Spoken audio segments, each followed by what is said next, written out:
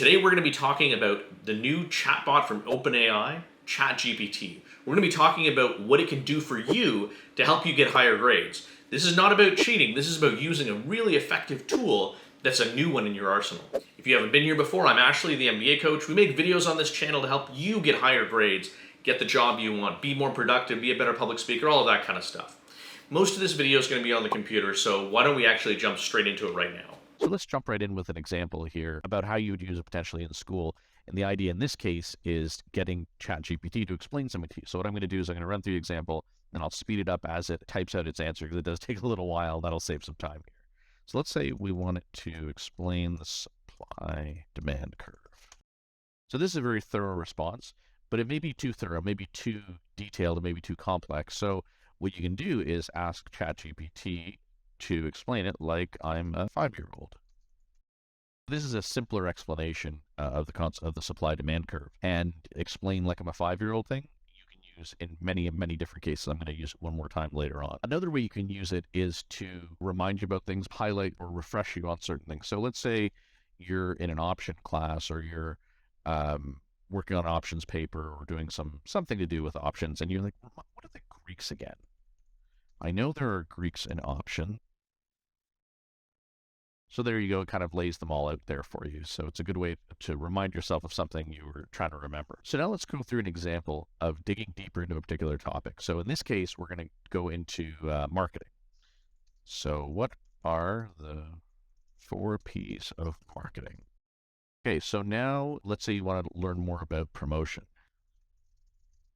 So notice in this case, 2 things I want to highlight. One is that I'm trying to avoid making it super clear. So lowercase number 4, if you look up here, normally, like if I were writing this properly, I would write capital P and apostrophe S or something like that. But it's able to understand language nuance. So that's something that's important to be aware of, and it's helpful here.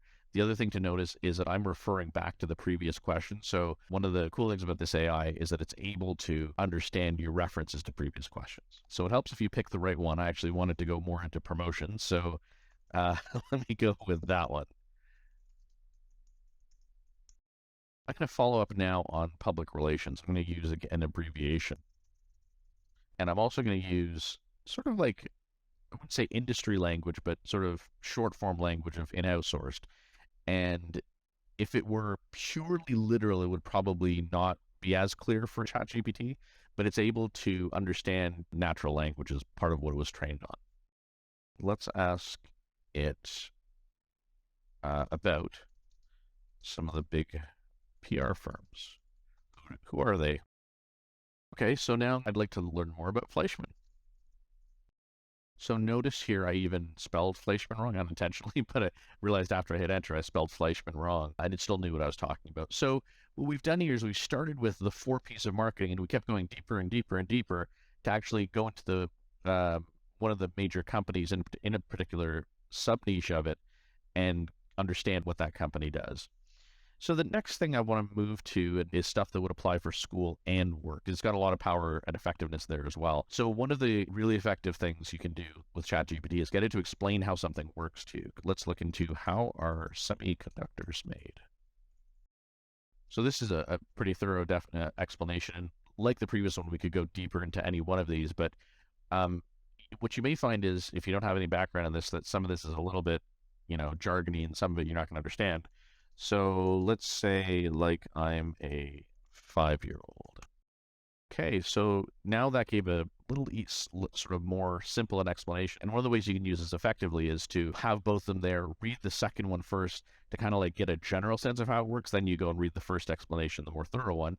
And then it gives you an opportunity to dig deeper into it as well. Just a couple of quick things left. One is I just discovered actually while I was messing around with this is you can actually get good book summaries, funny enough, from this. So let's get a book summary of, say, Atomic Habits by James Clear. So this is a decent explanation. You can actually ask it differently and hit the high points and say, what are the 5 main points of atomic habits? So this is a great explanation. You can do this for books and then be like, do I want to read that or not? And it's just a quick, effective way to do it. And that's kind of part of the thing about ChatGPT. It's a quick, effective way to do a whole bunch of things. The last thing I want to show you is ask ChatGPT to tell you how to become better at something. So for example, as you can tell, ChatGPT is very much not the be all and end all. It should never be sole sourced. There's a lot to it that you can use to your advantage.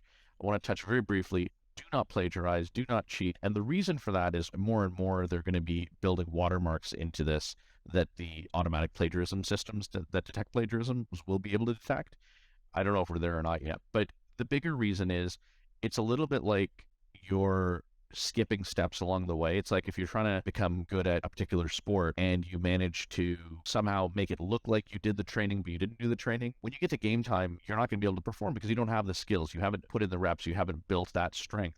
So it's really important, one, from an ethical and honesty perspective, not to use this to cheat, but it's also for your own benefit because it will show through and then you're going to look awfully bad and you may even get caught doing it. So let me touch very briefly on the limitations. And the first step to doing it is asking, what are your limitations? The only thing I would add to this list is that it sometimes gets things wrong. I don't think I see that here on the list because even if it's knowledge period or when the information was trained on, it's still possible to get stuff wrong. So absolutely don't use this as sole source, but it's a fantastic resource. You really should take advantage of it. Go play around with it. It's very easy to get rolling. It's very low friction to get started. Try and make videos for that. It'll be on my Twitter feed as well. I'll be posting the odd thing here and there about it. So hopefully this has been helpful to you. If you like this video, you're going to actually find this video also really useful. So please make sure you go and check that out.